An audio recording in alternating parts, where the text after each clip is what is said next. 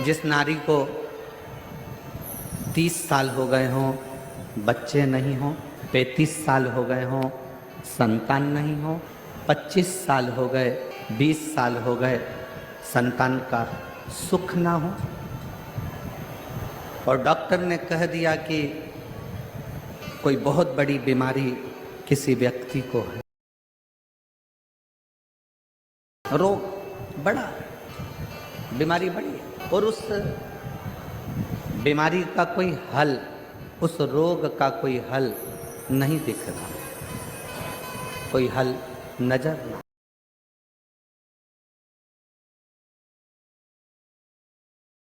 कोई हल दिख ना रहा। तो बैसाख महीने में शिव सप्त तीर्थ का एक अनुष्ठान अपने जीवन में जरूर करें।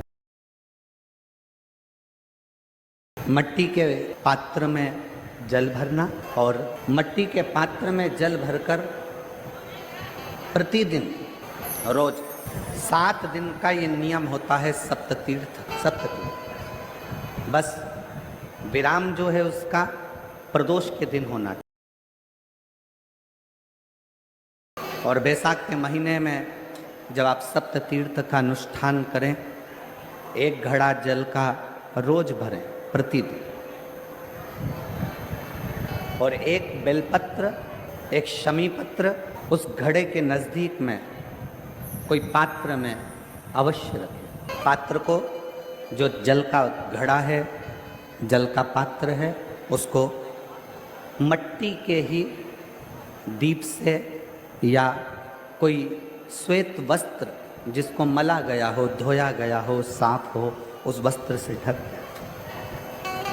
एक दिन एक शिवालय में जाएं, शमी पत्र अशोक सुंदरी वाली जगह पर समर्पित करें।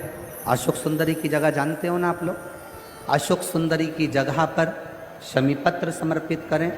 बेलपत्र जहां आप खड़े हैं वहां डंडी का भाग आपकी ओर हो और बेलपत्र शिव जी को समर्पित करा जाए।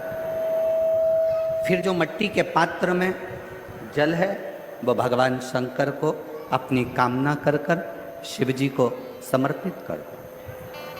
संतान के लिए कर रहे हो तो वहीं से जल को एक कटोरी में, एक पात्र में झेल लीजिए।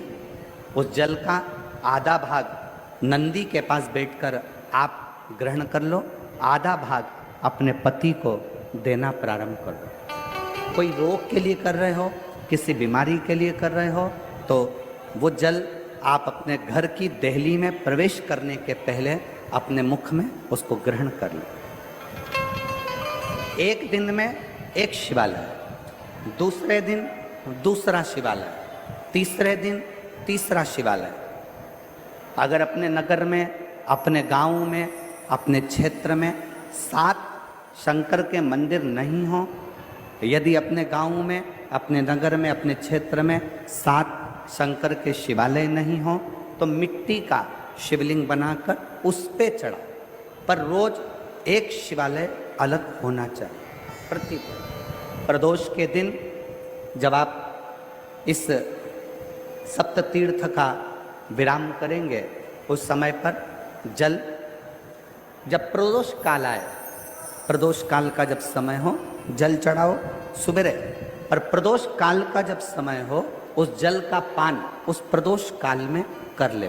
प्रदोष को, जो प्रदोष काल में उस जल को शंकर का पंचाक्षर मंत्र नमः शिवाय, षडाक्षर मंत्र ओम नमः शिवाय या श्री शिवाय नमस्तुभ्यम बोलकर प्रदोष काल में उस जल का पान करें। बाबा को प्रार्थना करें, शिव से विनय करें। ये नियम केवल बैसाख के महीने में होता है, इसको बाकी के महीने में नहीं किया जाता है। इसको बाकी के महीने में नहीं करते, केवल बैसाख।